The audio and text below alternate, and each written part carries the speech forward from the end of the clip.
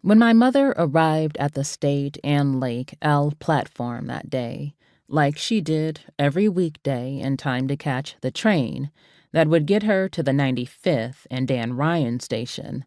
the conductor, who usually holds the door open for any stragglers running up the stairs,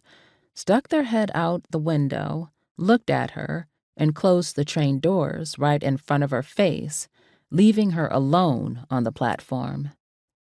It would be the last train to leave the State and Lake Station that evening, heading south to get my mother home until after the historic accident.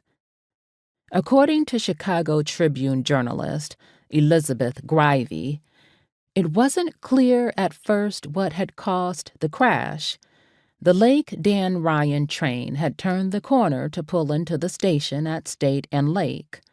The train hit something after coming around the curve at the corner of Lake Street and Wabash Avenue.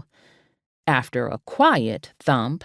the first two train cars started to wobble. Slowly, the back of the first car lifted into the air and then crashed into the street 20 feet below, dragging 3 other cars with it. More than 160 were injured, and 11 people were killed.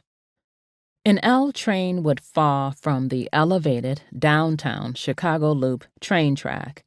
and just like that, a quiet thump, as Grivey described it,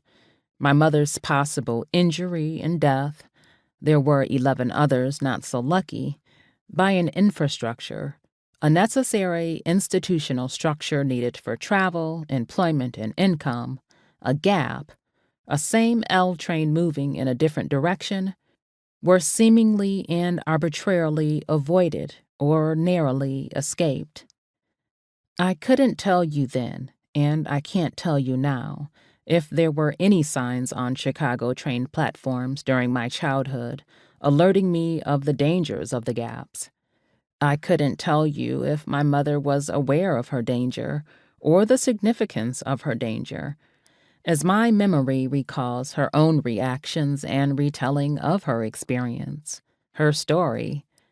It seems that by the time my memories had caught up to me in the 1990s on that London train platform, I had accepted those very real and metaphorical gaps of danger as a normal part of my life, and the cost of being able to travel, of being able to move in this, my life.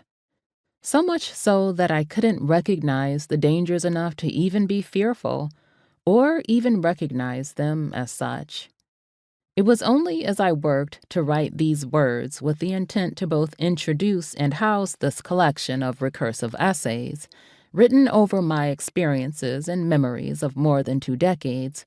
that I can remember the dangers of public transportation, the dangers of life as a Black woman in the United States of America, and the L trains from my childhood.